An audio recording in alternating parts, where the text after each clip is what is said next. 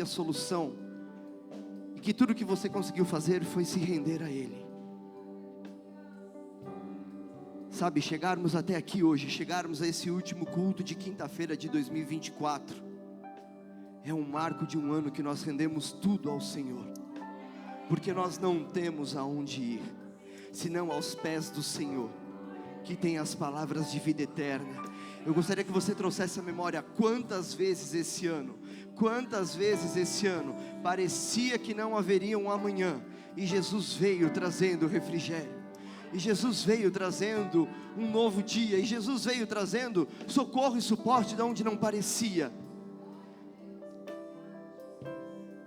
Eu gostaria que antes de entrarmos na palavra, nós pudéssemos orar a Ele e agradecer por tudo que aconteceu nesse ano. Porque se nós chegamos até aqui, é porque nós rendemos a nossa vida ao único que é digno de toda a honra, de todo o louvor, de toda a glória. Pai, nós queremos adorar ao Senhor antes de entrarmos no momento da Tua palavra, Deus.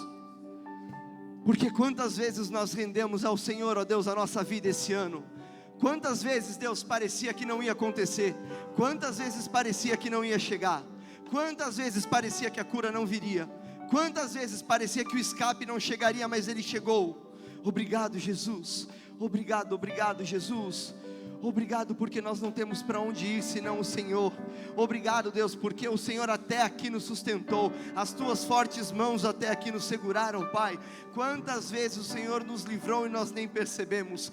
Quantas vezes a Tua misericórdia se renovou, mas pela correria da vida nós nos esquecemos. Por isso nós queremos usar esse momento, Deus, como um momento de agradecimento, um memorial de agradecer ao Senhor, Pai. Quantas vezes o Senhor foi socorro bem presente no meio da tribulação. Quantas vezes nós quisemos esmorecer, mas nós lembramos que o nosso socorro vem do Senhor, que fez os céus e a terra. Quantas vezes os nossos pés quiseram vacilar, mas o Senhor nos guardou no seu caminho. Obrigado, Jesus. Obrigado, Senhor. Obrigado porque mais um ano se passou e nós continuamos aqui. Pela Tua misericórdia, pela Tua grande graça, pelas Tuas fortes mãos, Deus. E o que nós sabemos fazer nesse momento é só render louvor a Ti.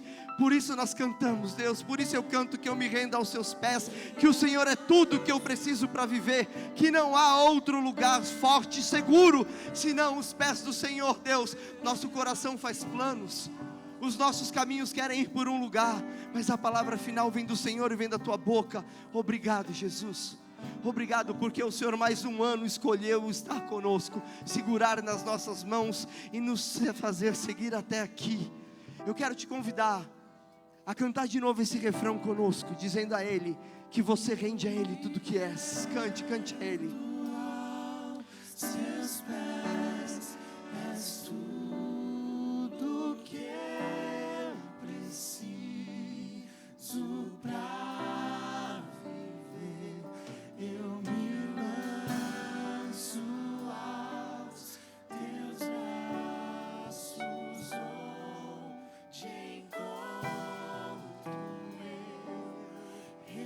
Se o Senhor foi seu refúgio esse ano, aplauda Ele nesse momento, em nome de Jesus. Aleluia. Obrigado, Jesus. Obrigado, Jesus, por ser o nosso forte refúgio. Aleluia. Como é bom sentir a presença do Senhor, né, irmãos? Aleluia. Boa noite, meus irmãos. Graça e paz, amém? Aleluia. Chegamos até aqui. Oh, glória a Deus. Eu falava com o Lucas. Eu não sei há quanto tempo você está aqui na RDA, mas por algum motivo, todo ano eu fico sempre no culto de quinta-feira, no final, no último culto do ano de quinta-feira. Quando eu era mais novo, meu pai sempre falava que eu era muito talentoso, não é porque tinha talento, é porque eu sempre estava demorando para chegar nos lugares. Acho que eu sempre chego no último culto, porque é o último mesmo, mas não tem problema, amém. Eu quero convidar você essa noite para nós falarmos um pouco sobre como se planejar para vencer a ansiedade. Pode ser? Eita! Ou você já diz, aleluia, amém, irmão. Já estava pronto, tinha um outro slide aqui, não tinha problema, mas amém, ainda bem que você gostou desse tema. Para a gente falar um pouco sobre isso, nós vamos ler um trecho que está no livro de Filipenses, se você quiser abrir na sua Bíblia física, no capítulo 4, eu não sei quem trouxe água, mas Deus abençoe, muito obrigado. Filipenses 4, nós vamos ler do 4 ao 7.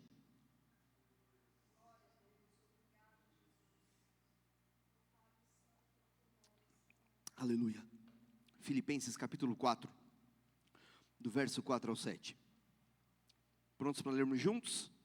Amém? Diz assim o versículo 4. Alegrem-se sempre no Senhor. Repito, alegrem-se. 5. Que todos vejam que vocês são amáveis em tudo que fazem. Posso ler de novo com vocês esse 5? Amém? Que todos vejam que vocês são amáveis em tudo que fazem. Lembre-se de que o Senhor virá em breve. Verso 6. Acho que eu vou pedir para o irmão no fundo ir passando para mim, irmão, que já está me derrubando aqui, o abençoado. Verso 6. Não vivam preocupado com coisa alguma. Você não precisa ler isso, mas eu vou repetir por mais 2 vezes isso para vocês. Não vivam preocupados com coisa alguma. Não vivam preocupados com coisa alguma. Em vez disso, orem a Deus. E aqui eu quero trazer para você, já antes de entrar na palavra, a atenção em uma questão. Orar a Deus é o fato, amém? Mas esse orar a Deus tem 2 formas. A primeira, pedindo aquilo de que precisam. E a segunda, agradecendo-lhe por tudo que Ele já fez. Orem a Deus, pedindo aquilo de que precisam. E agradecendo-lhe por tudo que Ele já fez. Verso 7. E o verso 7 eu quero trazer aqui para você uma atenção em algo. Ele começa com a palavra então. E a palavra então, ela é uma conclusão ligada a uma condição. Meu Deus, aula de português na noite. Não, preste atenção. O então quer dizer o seguinte: se você fizer isso, então acontecerá aquilo. É uma conclusão ligada a uma condição. Nós lemos lá no verso 6. Se você trocar uma vida de preocupação por uma vida de oração, então vocês experimentarão a paz de Deus, que excede todo entendimento e que guardará o seu coração e a sua mente em Cristo Jesus. Amém? Pode se assentar nesse momento para nós irmos para a nossa reflexão. Sabe, irmãos, o tema dessa noite, ele diz sobre se planejar para não ser pego pela ansiedade. E de fato, esse momento do ano é um momento curioso. Tem um ditado que fala: se correr o bicho pega, se ficar o bicho come, né? E esse momento do ano é curioso porque, se eu não me engano, faltam 12 dias para o ano terminar. E aí nós chegamos nesse período com, geralmente, 2 tipos de pessoas. A primeira, que tentou fazer alguma coisa o ano inteiro e não conseguiu, e falta 12 dias só para ela conseguir fazer aquilo. E essa pessoa geralmente fica ansiosa, porque só falta 12 dias para ela tentar fazer uma coisa que em 300 e poucos dias ela não conseguiu. E do outro lado da linha, tem as pessoas que estão ansiosas, porque elas estão esperando alguma coisa acontecer, e só falta 12 dias para aquilo que ela está esperando acontecer, não coisas que dependam da força do braço dela, mas ela está esperando em alguém ou algo se mover para que aconteça alguma coisa. Então, é um período de pessoas ansiosas, amém? Não, aqui nessa igreja não, obrigado Jesus, todos estão calmos e tranquilos. Eu não sei se você tem saído de carro nesses últimos dias, mas tem gente querendo fazer tudo que não deu para fazer em 300 dias, nessa única semana. Tem gente que no mesmo dia está tentando cortar o cabelo, comprar a ceia do Natal, pegar os presentes das crianças, receber o 13º e tentar dormir, tudo ao mesmo tempo. As pessoas estão correndo, elas estão ansiosas, elas estão urgindo por alguma coisa. E sabe, esse resultado dessa ansiedade talvez seja porque faltou algumas coisas durante o ano. E esse mês nós nos propusermos a falar sobre planejamento. E eu quero relembrar com vocês pontos que talvez faltaram a essas pessoas que estão agora desesperadas. Em um primeiro domingo, nós falamos sobre como fazer um projeto equilibrado. Sabe, para a gente não viver uma vida corrida, tribulosa, ansiosa, é prudente sentar e planejar. Aliás, se você puder planejar a maior parte das coisas na sua vida, faça dessa forma. Uma vida com emoção é bem legal, só não é muito legal quando a nossa vida depende de um planejamento que a gente deixou de fazer. Essa emoção, ela geralmente infarta a gente em algum momento da vida. Então, nós precisamos ter um projeto equilibrado. E um projeto equilibrado, ele está bem dividido entre o tempo que eu levo para planejar e o tempo que eu levo para executar. Sabe, não adianta, num jogo de futebol de 90 minutos, o time se planejar em 80 minutos para tentar fazer o gol e tentar fazer só no finalzinho do jogo. Eu não posso perder muito tempo planejando, e eu também não posso fazer tudo aqui rápido e perder muito tempo executando, porque eu fico patinando. O nosso projeto de vida tem que ser equilibrado. Mas sabe, o equilíbrio aqui que nós falamos, vai além só desse planejar humano. Porque o planejar para os filhos de Deus, a parte de executar o projeto, na verdade, é descansar no Senhor. Nós devemos sim planejar, mas o grande segredo do planejamento do cristão é confiar o seu caminho no Senhor. É colocar aos pés dele tudo aquilo que você pensou em fazer e tudo aquilo que você nem imaginou em fazer, confiando que Deus cuida de cada detalhe das nossas vidas. Amém? Para esse domingo nós lemos Provérbios 16:3, foi o texto, um dos textos utilizados, onde diz: confie ao Senhor tudo o que você faz, e os seus planos serão bem-sucedidos. Amém? No outro domingo, no próximo, o irmão do fundo, deixa eu ver aqui, vamos ver, irmão, olha, está me derrubando aqui, aleluia. Dá para ver que não tem um pingo de ansiedade aqui no pointer. Agora foi, obrigado Jesus. Não pode o professor tomar show disso aqui, misericórdia. No outro domingo seguinte, nós falamos sobre projetar uma vida com um propósito, sabe? Primeiro você planeja, pensa o que fazer, depois você executa. E é muito triste quando no meio da execução você percebe que planejou uma coisa que não tinha fundamento nem objetivo nenhum. Então no momento que nós estamos planejando, nós precisamos entender se aquilo que nós estamos planejando tem propósito. E quando nós somos, quando nós falamos dentro de uma comunidade cristã, na nossa vida regular nós fazemos propósitos para muitas coisas. Alguns de nós talvez começaram um curso novo esse ano que passou, tendo o propósito de se formar, de ter um know-how melhor de ideias para executar no seu trabalho, ou nas funções que tem na vida. Mas a questão aqui do planejar com propósito, é não esquecer que o nosso principal propósito é espalhar o Evangelho por essa terra. Sabe, se nós formos cristãos, e usarmos o nosso cristianismo só para planejar a nossa própria satisfação, a nossa própria evolução, nós não estamos planejando com um propósito correto. Se o nosso alvo é levar o Evangelho, então, em tudo que você planejar, planeje fazer tudo para a glória de Deus. Dessa forma, a nossa vida vai louvar ao Pai. Amém? E aí chegamos no domingo atual, que nós vamos falar sobre planejando a nossa vida, a um ponto que nós consigamos vencer a ansiedade.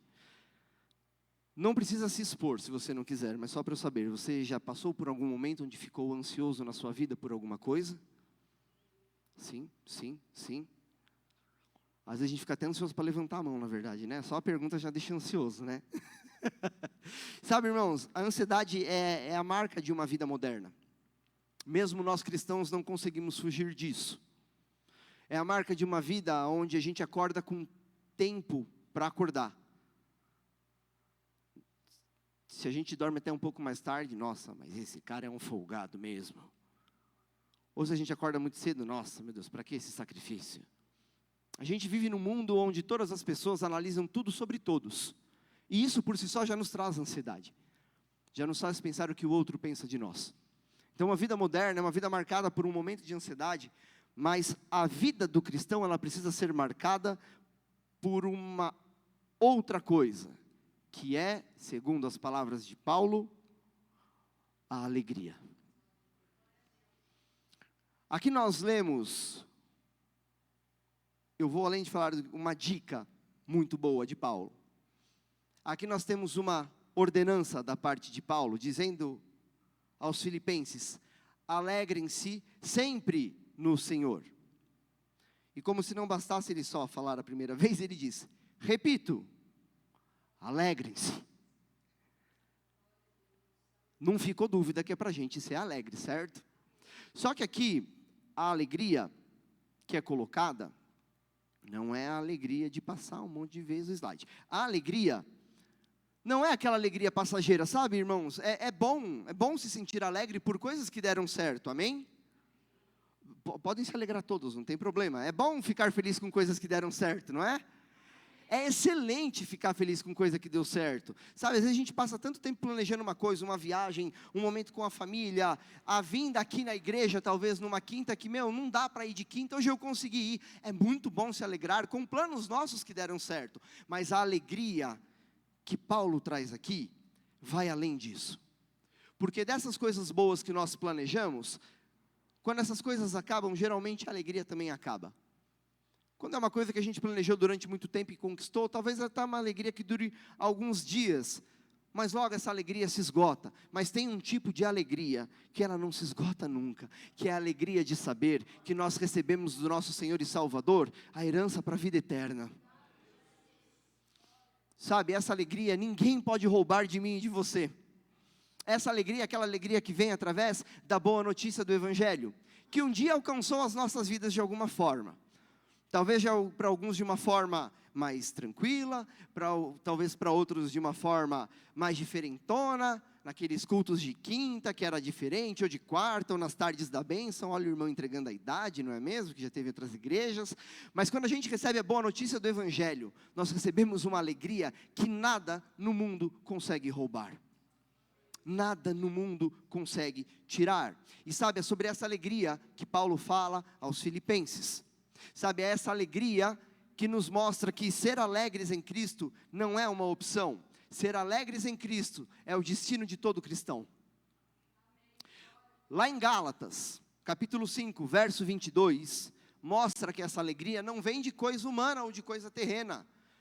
Quando lá está dito, mas o Espírito, e veja Espírito com letra maiúscula aqui, produz este fruto, amor, e em seguida vem a alegria.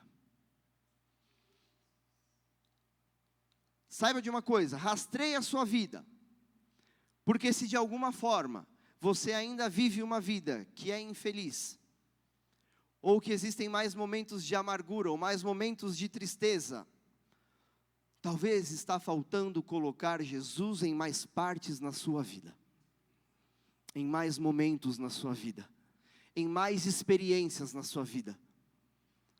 Sabe, é muito bom, é muito fácil acreditar a Deus, ou dar a Deus a glória, por coisas boas que aconteceram, mas também é necessário entender, que as coisas que não são tão boas, também acontecem, porque assim Deus permitiu, e se é permissão de Deus, alegre-se igreja, porque Ele vai estar do seu lado mesmo na hora da tribulação.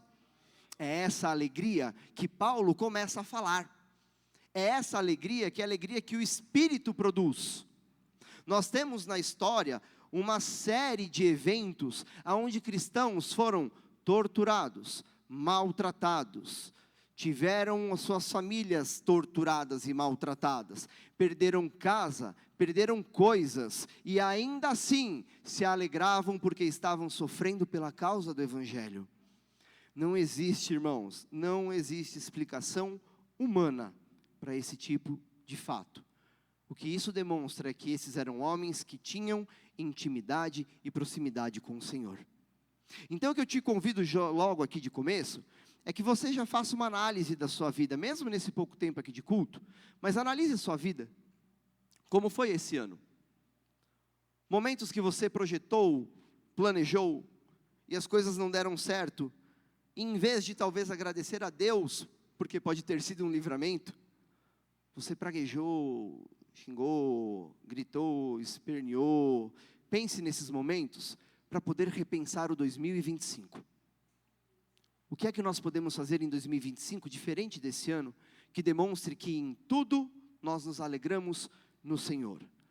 Isso é necessário rastrear, porque como diz aqui o finalzinho do slide, o principal sintoma de uma vida longe de Jesus é a tristeza, Logo, o principal sintoma de uma vida perto de Jesus é a alegria. Amém? Uma outra causa para uma vida com diversos eventos de tristeza, talvez seja uma vida onde nós colocamos a nossa confiança no ser humano e não no Senhor. Sabe, todas as vezes que nós entregamos nosso futuro, nosso destino na mão de um outro ser humano, seja ele qual for, a esperança da promoção em um emprego, a esperança que alguém vai corresponder a um sentimento igual ao meu, ou do mesmo tanto que eu estou dando, o que quer que seja, sabe, irmãos? A marca de se relacionar com outro ser humano é que geralmente você vai encontrar decepções no caminho, porque nós falhamos. E muitas vezes, quando o nosso futuro, a nossa esperança está na mão de um outro humano, nós temos também diversos eventos de tristeza. Rastreie isso na sua vida esse ano também, e passe a colocar a sua esperança completamente em Jesus. Sabe, colocar a esperança em Jesus e não em outros humanos, não quer dizer que você tem que desconfiar de todo mundo, ou que você tem que parar de dar atenção para outras pessoas.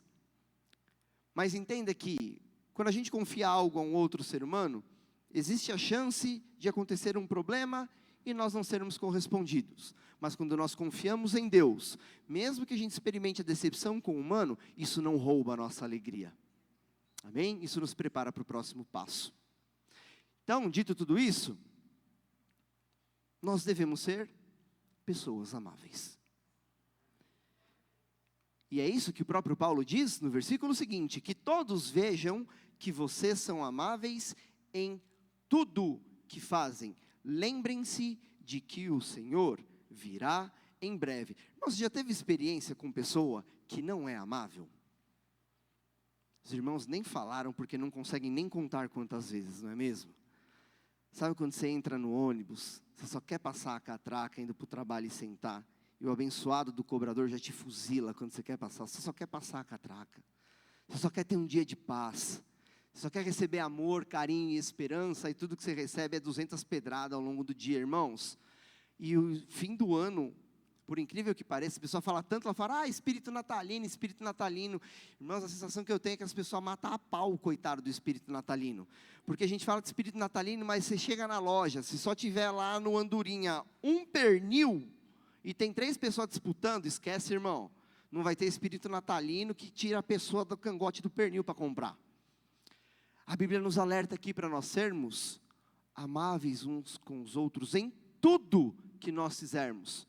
Essa também é parte da marca da alegria.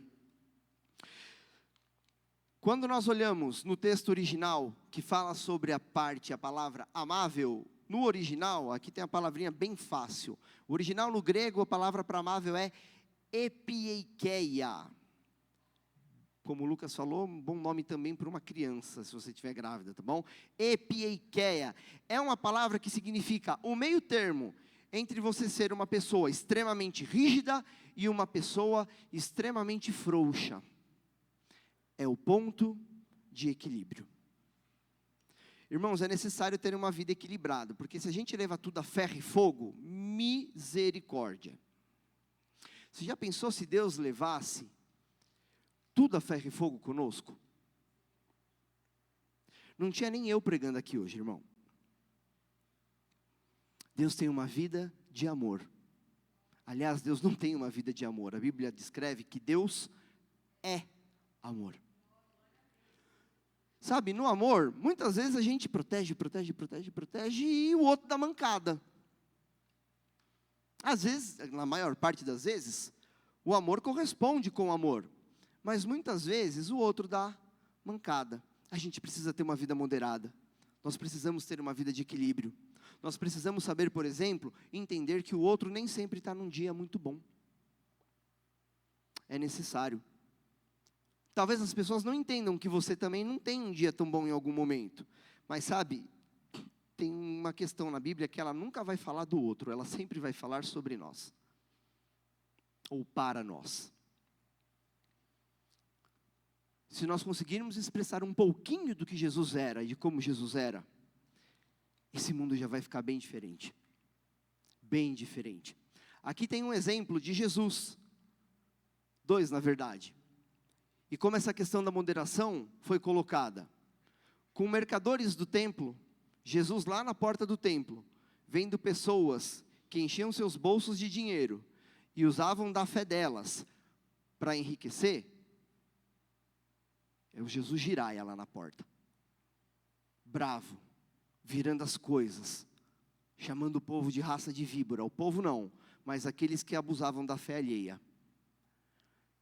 Esse mesmo Jesus, quando encontra uma mulher adulterando, em pecado, ao invés de usar o mesmo rigor, ele olha para ela com amor e aplica misericórdia.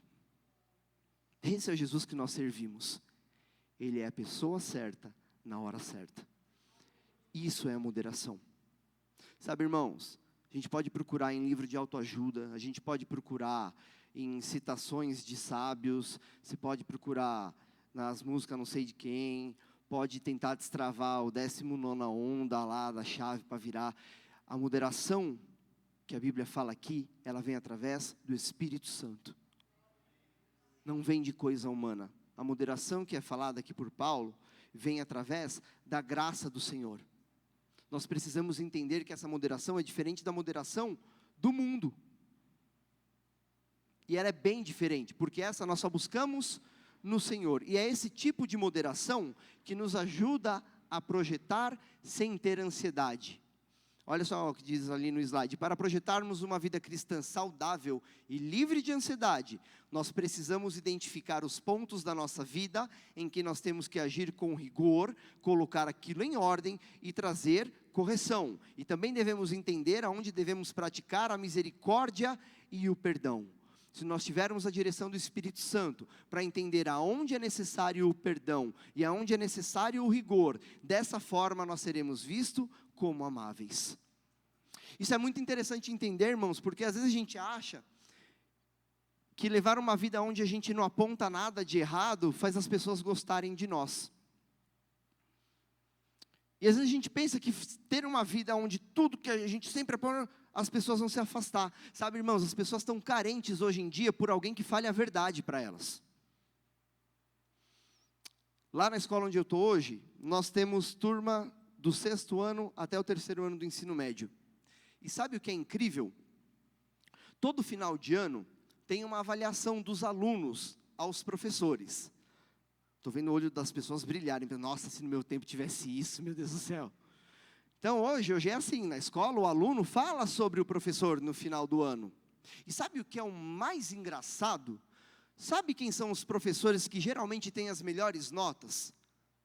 São aqueles que durante a aula ele fala, para com isso, está errado. Sabe os pequenininhos de 6º ano? Gente, pensa, misericórdia de Deus, uma sala cheia de Lorena. Cheia de Lorena ainda está tranquilo, mas eu penso cheio de Lavínia. 30, 35. E sabe, no final do ano, eles mesmos que fazem bagunça, eles falam, aquele professor não é muito bom, porque ele deixa todo mundo fazer o que quer. Incrível, né, irmão? Mas não é incrível não, é ordem. Nós precisamos aprender a ser moderado. Não é nem muito frouxo, e nem muito rígido a ponto de ninguém conseguir viver. Mas é buscar no Espírito Santo a moderação que vem do céu. Amém? Até aqui, amém, irmãos? Amém, irmãos. Então vamos agora para o ponto principal, o problema da ansiedade. Irmãos, eu vou utilizar do mesmo artifício que o Lucas fez aqui no domingo, para você entender o seguinte. Meu Deus, aquela pergunta que o pregador tem medo de fazer e da resposta que vai vir. Vocês ainda acreditam que Jesus cura? Aleluia. Na obra salvífica da cruz? Sim, que o nosso Senhor tem uma série de registros na Bíblia onde Ele estendeu a mão e doenças eram curadas. Amém? Eu também acredito, irmãos. Dito isso e colocado isso, mesmo sabendo que o Senhor é poderoso para curar, Ele é o mesmo ontem, hoje e eternamente, amém? Deus deu sabedoria ao homem para entender das coisas dessa terra e fazer ele entender qual é o caminho para a cura. Isso seja com medicamento, com terapia, com conversa, com ajuda. Então a ideia aqui do que a gente vai falar agora, não é que se você passa por problemas de ansiedade, fala assim, agora eu vou jogar tudo fora e vou ter uma vida bacana a partir de amanhã. Porque amanhã, se você fizer isso, você vai estar piradinho, irmão. Não dá para desmamar de remédio desse jeito. tá? A ideia aqui é só mostrar o seguinte: primeiro, a ansiedade, como a gente começou falando, ela é um mal desse século, inclusive ela é considerada como doença.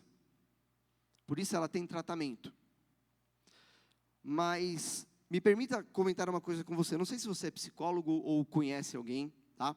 Mas eu ouvi uma coisa uma vez de um psicólogo, e eu não sou formado na área, então o que eu vou reproduzir eu ouvi de uma pessoa, não fui a mais de uma para entender se é isso ou não, mas isso fez muito sentido para mim. Uma vez eu ouvi conversando com um colega psicólogo, que a grande questão é que o psicólogo ele não vai curar o problema daquele que é ansioso. Mas numa conversa, em um atendimento, ele vai trazer uma série de caminhos para que a pessoa suporte aquilo que ela está passando e ela encontre o caminho de como sair daquela situação, pensando nos seus problemas, pensando nas suas possibilidades, pensando no seu momento. Então, de fato, quando a gente fala em um medicamento, quando a gente fala num atendimento, isso é necessário, isso é bom, isso deve acontecer, porque se Deus permitiu ao homem ter acesso a isso, é para ser utilizado, amém? Todas essas questões, elas são paliativas, ou seja, elas ajudam a controlar o sintoma, mas a cura de fato ainda está nas mãos do nosso Senhor, que é poderoso para curar qualquer tipo de doença, inclusive aquele ponto que mexe no nosso coração e na nossa mente, e nos causa o transtorno de ansiedade, amém?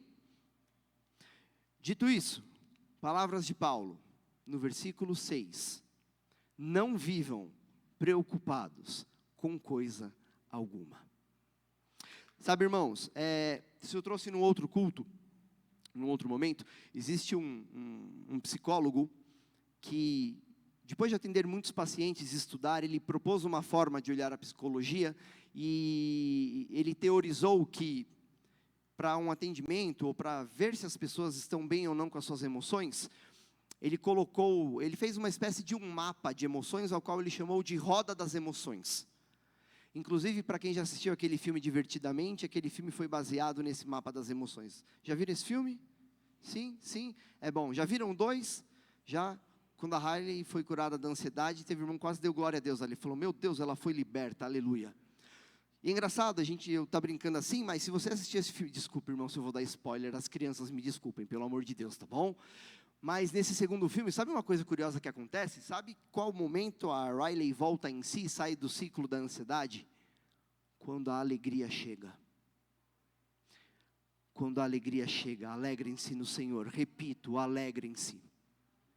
Porque se você viver alegre, você não vai viver preocupado com coisa alguma. Sabe, a psicologia diz que a ansiedade, ela é uma mistura de 2 sentimentos básicos. O primeiro, de antecipação. É bom ter a habilidade de se antecipar, amém? É muito bom, aliás. É bom você imaginar que se eu der 2 passos para frente, eu vou me estabacar de cara no chão. Isso é se antecipar. Mas quando essa antecipação vem de mão dada com medo, a gente começa a antecipar e criar na cabeça um monte de coisa que não existe. E quando a gente começa a guiar a nossa vida por coisas que não existem, a ansiedade toma conta. E aí é um problema. Eu não sei se você já teve crise de ansiedade, ou já viu alguém tendo crise de ansiedade, mas a descrição é como o que diz ali. A palavra ansiedade tem na sua origem do grego o significado de estrangulamento. Sabe, queridos, na escola não é difícil encontrar ou ter eventos de alunos que diariamente têm crise de ansiedade. Sabe o que é o mais doido disso, irmão?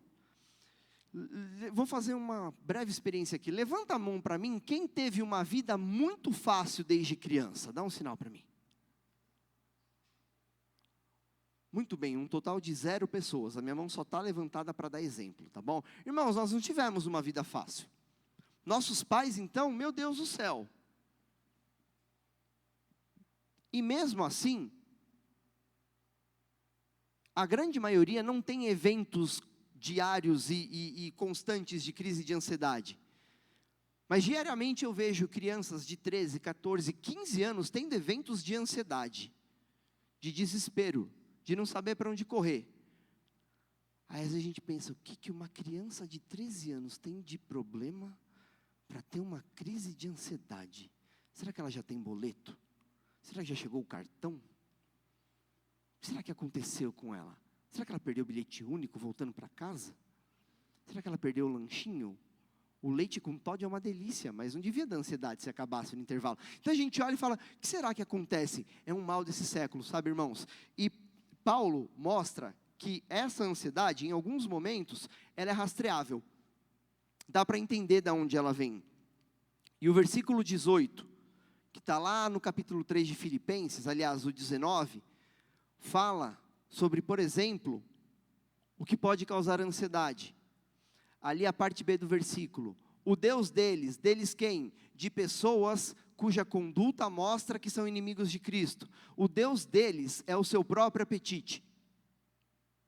Vangloriam-se de coisas vergonhosas e pensam apenas na vida terrena. Irmãos, terreno fértil para a gente sofrer muito de ansiedade. Pense só no agora. Pensa só no terreno. Pensa só no que pode acontecer pela força do seu braço. Esse é um convite muito bom para a gente entrar num ciclo de ansiedade. Dependa só do seu 13º que vai cair amanhã. Você vai entrar num ciclo de ansiedade. Eu já não estou nem pensando no meu. Vai ser igual o cometa Halley passando na Terra, o meu. Ele só vai passar, eu vou ver de longe. Hoje foi para as contas. Irmãos, dependa só daquilo que é terreno. A ansiedade vai tomar conta. Isso é um fato. Dependa só de pensar se você vai ser correspondido amorosamente. Isso é um terreno fértil para a ansiedade. Dependa só de pensar que o futuro daqueles que você ama está na tua mão e só na tua. E você vai ver um terreno fértil para a ansiedade frutificar. Sabe o pastor Hernandes Dias Lopes? Em um dos livros que ele escreveu, diz o seguinte, num trecho do livro: aqueles que só se preocupam com as coisas materiais, vivem inquietos e desassossegados. Aqueles que põem a sua segurança no dinheiro, em vez de pô-la em Deus, descobrem que a ansiedade e não a segurança é a sua parceira. Isso não parece com a vida de muitos de nós?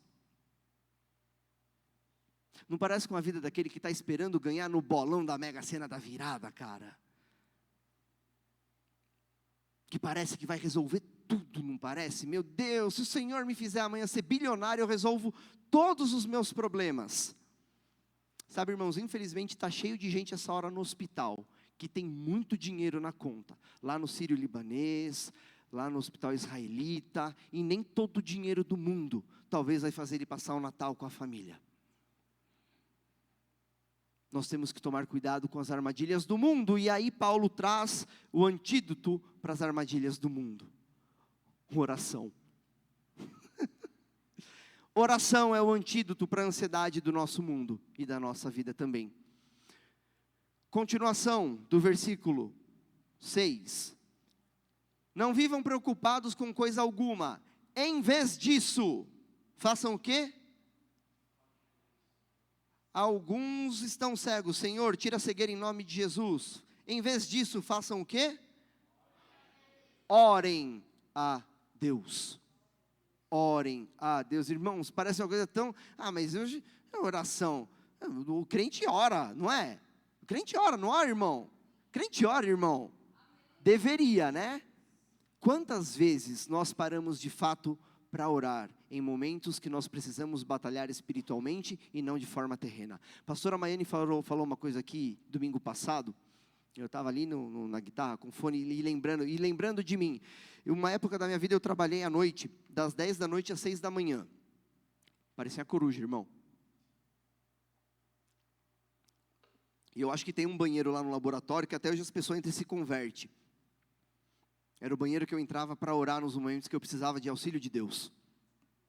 Quantas vezes entrei no banheiro para poder orar, para pedir socorro, sabedoria, discernimento. A vida do cristão, irmão, é regada à oração. Tem que ser regada à oração. Deu vontade de xingar o outro? Ora. Deu vontade de gritar? Ora. Deu vontade de estressar? Ora. Deu vontade de agradecer? Ora também, para você agradecer direito, a pessoa não ficar convencida. Irmãos, a vida do cristão é regada à oração. Nós precisamos regar a nossa vida com oração. Amém? Nesse ponto em específico da ansiedade, aqui é um convite não, aqui é o segredo revelado pelo Espírito Santo a Paulo trazido a nós. Olha, em vez de você ficar preocupado, porque a vida preocupa de fato, em vez disso, troca a preocupação pela oração. Só que essa oração aqui, ela tem um jeito de acontecer, e aqui está o grande segredo. Primeiro, peça a Deus tudo aquilo que você precisa.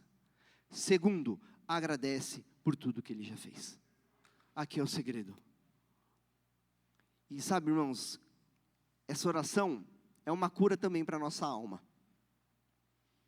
Sabe, no momento que a gente passa uma aflição por conta de alguma doença, e aí a gente dobra o joelho para orar, meu Deus, meu estômago de novo, Senhor, a ansiedade dessa vida está me fazendo de novo ter aquela dor de estômago, Deus, eu preciso da cura, está aqui o primeiro, ora pedindo aquilo que você precisa, e aí se lembra de quantas vezes o Senhor já te socorreu. Senhor, eu te peço a cura e o socorro, porque numa outra vez, quando eu tive um problema, o Senhor já estendeu a sua forte mão e me curou, Senhor, vem e me cura de novo. Deus, eu me enfiei de novo em dívida, Senhor, de novo, Deus, de novo eu me enfiei, Deus, me ajuda, eu preciso de sabedoria, de socorro para me livrar disso, porque o Senhor já outra vez mostrou misericórdia e me tirou dos buracos que eu já me enfiei. Deus, mais uma vez eu entrei num relacionamento furado, Senhor, de novo eu entreguei a emoção, me entreguei ao que não devia, Senhor, de novo eu estou ferido, mas vem de novo e me cura, porque da outra vez quando eu precisei de socorro, o Senhor já estendeu a sua mão. Essa é a vida do cristão. A nossa vida é regada à oração. O que tira a ansiedade é pedir a Deus o que precisa e lembrar de como Deus é poderoso para fazer de novo o que Ele já fez na nossa vida. Amém? Até aqui os irmãos estão entendendo? Sim? Então vamos lá. Como é que a gente pode trocar uma vida de ansiedade por uma vida de paz? Esse, irmãos, isso aqui, ó, que a gente está lendo aqui, é o que faz as pessoas procurar um monte de gente maluca no mundo para pedir orientação. Tem gente que pega ônibus de longe para escutar os abençoados dos coaching falando, porque está desesperado, uma vida ansiosa. Irmãos, eu nunca vou conseguir entender isso, mas isso é meu, tá bom? Alguém para escutar um cara falando, pagar numa palestra, para alguém falar, você tem que tomar banho gelado às 5 da manhã, e o cara ir tomar, não é possível. Misericórdia de Deus. Às 5 da manhã já é um negócio gelado ainda, Jesus, isso não é de Deus, não pode ser de Deus, não é possível. Mas sabe, uma vida de ansiedade, eu estou ansiando, eu preciso mudar. O cara lá no fim do mundo vai falar como é que eu posso ser próspero. Então eu estou tão ansioso para isso, que eu não tenho paz, eu só quero me livrar da ansiedade. E pensar, irmãos, que está aqui no Evangelho e nas nossas mãos, a incumbência de levar ao mundo a verdadeira paz. Porque é essa paz que reina aqui nesse lugar, nessa noite. Amém?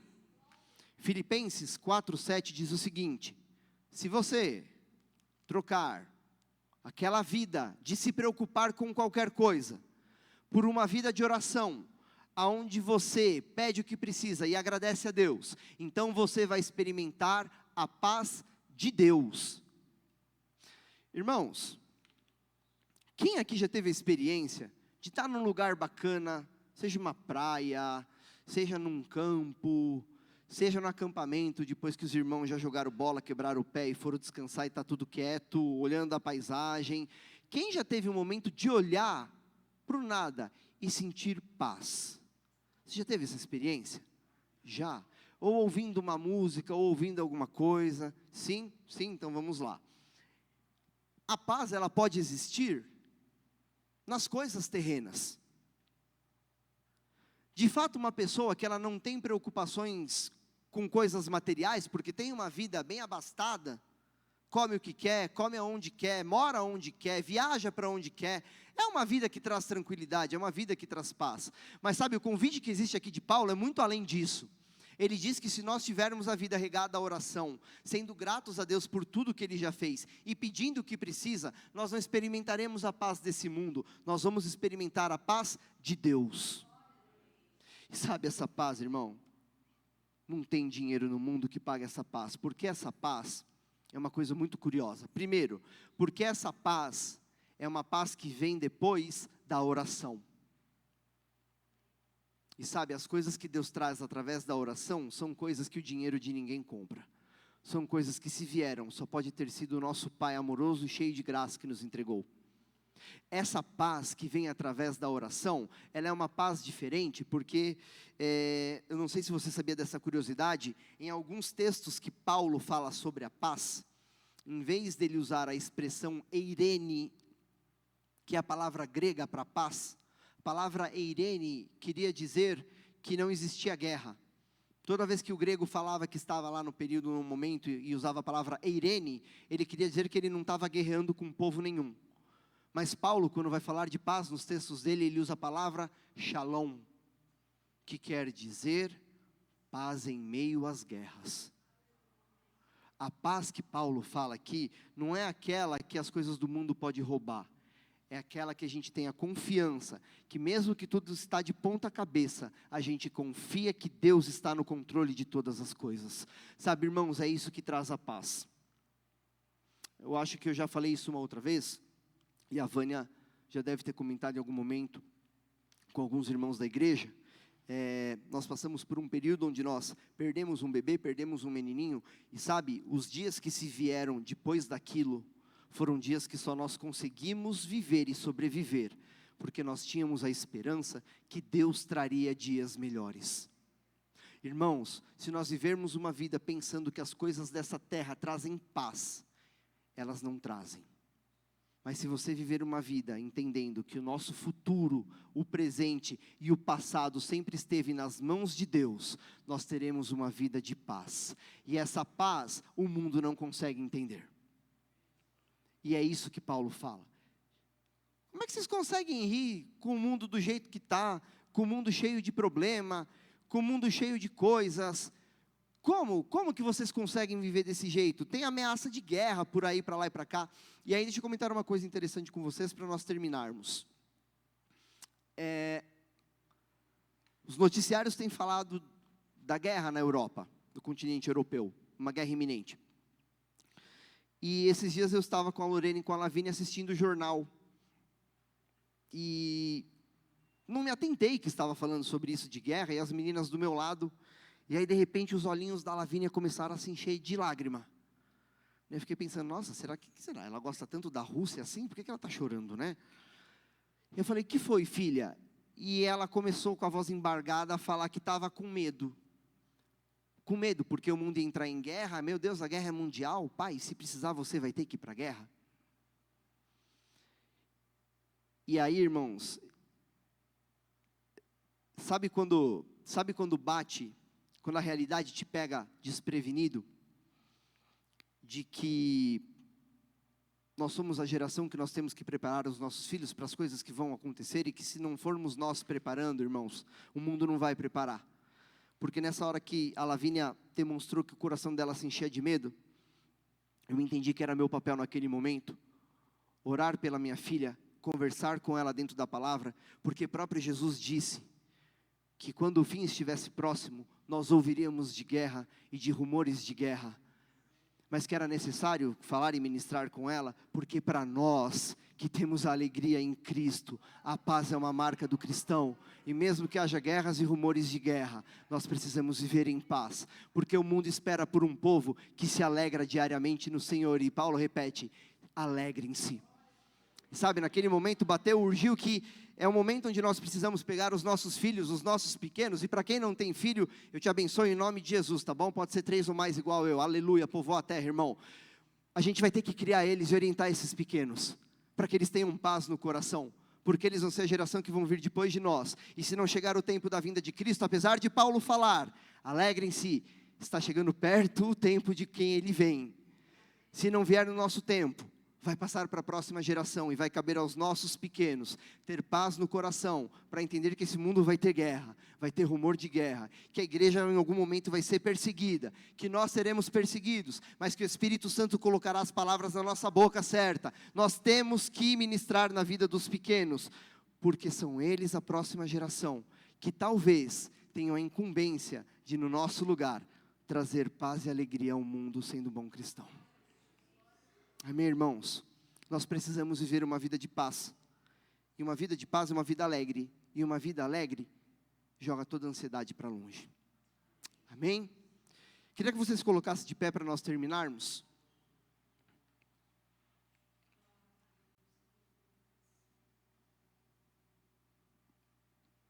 Eu quero falar sobre 3 pontos com vocês. Um deles não é o horário que eu estou entregando a palavra. Meu Deus, muda isso para 2025. Primeiro, diante do entendimento que a alegria é um mandamento e não uma opção, você tem conseguido perceber a alegria no seu coração?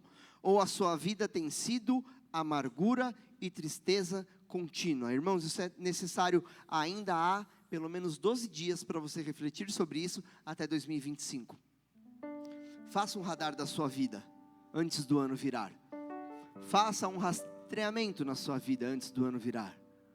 Você teve mais eventos de alegria ou mais eventos de tristeza? Mas não use isso para você fixar a ideia de que esse ano foi um ano ruim. Se você teve mais experiências ruins do que boas, o importante é você entender o seguinte: na experiência ruim, aquilo roubou a sua alegria ou você permaneceu alegre em Cristo? Analise isso na sua vida, porque ainda é tempo de projetar uma vida de relacionamento com Deus, porque só uma vida relacional com o Pai nos traz uma vida de alegria plena e verdadeira. Amém? Segundo ponto, a oração tem sido uma arma poderosa aos cristãos para vencer as adversidades do coração desde o tempo dos apóstolos. Você tem utilizado essa arma constantemente ou só de vez em quando? Você tem orado em cada coisa? E em cada coisa, irmãos, é literalmente cada coisa. Se você acordou, agradeça a Deus pela chance de viver mais um dia. Se as coisas deram certo, agradeça porque o plano aconteceu certo. Se deram errado, ore a Deus e agradeça porque amanhã você vai ter a oportunidade de tentar de novo. Sabe, gente, o pastor Renan já mostrou aqui esses dias que o raio do jogo do tigrinho, das bet, dos negócios, a maior parte, uma boa parte desse dinheiro vem da mão dos cristãos. Os cristãos têm colocado a sua esperança mais na sua vida de oração ou mais no tigrinho? Eu não vou nem falar do futebol, né? Porque eu torço para o São Paulo, graças a Deus eu não apostei em nada, senão ia me lascar também, né? Mas tem cristão colocando a esperança num jogo de futebol, em vez de colocar a esperança numa vida de oração, sabendo que é Deus quem recebe essa oração. Nós precisamos usar a nossa arma chamada oração de uma forma mais efetiva no próximo ano. Amém? E o último ponto. Quem você espera ser em 2025? Se você se olhar no espelho hoje e pensar que você é o projeto do ano que vem, quem você espera ser em 2025? E ali tem um trecho bacana que não estava aqui na exposição da palavra, que fala sobre o que aconteceu com Daniel e o rei. No evento onde Daniel é jogado na cova dos leões, eu só quero trazer um pedacinho da reflexão que o Lucas trouxe, que nesse evento de Daniel na cova dos leões, quem dormiu em paz naquela noite foi quem estava dentro da cova. E quem perdeu a paz na sua vida durante a madrugada foi quem estava do lado de fora. Quem você espera ser em 2025? Aquele que mesmo longe da adversidade é ansioso, ou aquele que mesmo dentro da luta tem paz e confiança em Deus? Eu quero convidar você para a oração final, para que nós juntos possamos pedir a Deus que Ele seja a nossa principal fonte de paz e alegria em 2025. Mas eu quero que você ore e peça isso com consciência, irmão, porque A ideia não é enganar ninguém aqui no culto. Talvez pedir a Deus uma vida que Ele seja paz em 2025, seja uma vida onde a gente tenha que arcar com lutas em 2025.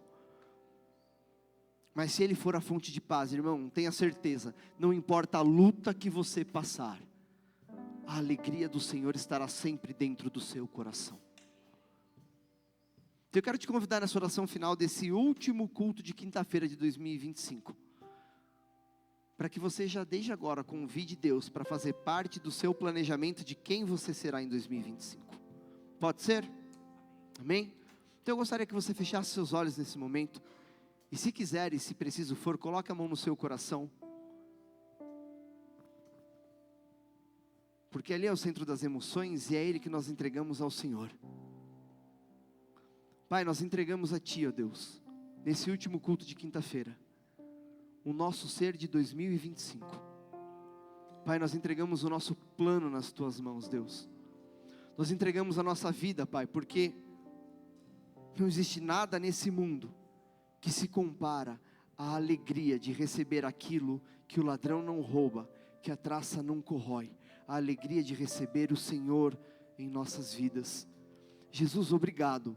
Obrigado porque o Senhor escolheu sair da eternidade, entrar no nosso tempo, entrar nas nossas vidas e mudar o nosso destino. Pai, que a alegria do Teu Evangelho, que a alegria da Tua salvação, Deus, seja uma constante em nossos corações em 2025. Nos ajuda, Senhor, a entregar cada plano, cada período, cada momento nas Tuas mãos. E mais do que entregar, nos ajude a esperar, Deus. Nos ajude com o Teu Espírito Santo a entender que o Teu tempo é diferente do nosso. Mas que não é porque Ele é diferente que Ele é pior. É porque Ele é diferente que Ele é único. É por ser diferente que Ele é perfeito. Porque o Senhor tem o nosso ontem, o nosso hoje e o nosso amanhã nas Tuas mãos. Pai, obrigado pelo ano que nós vivemos. Obrigado pelas coisas que nós passamos, pela oportunidade que nós tivemos e pela oportunidade que nós perdemos. Obrigado, Deus, por cada momento, por cada escolha, as boas e as ruins. Nos ajuda, Senhor. Nos ensina, Pai, a planejar melhor, independente do que acontecer, ter a alegria do Senhor no nosso coração. Nós entregamos a nossa vida, o nosso futuro e essa nossa oração agora a Ti, em nome de Jesus. Amém. Obrigado, irmãos. Deus abençoe. Amém.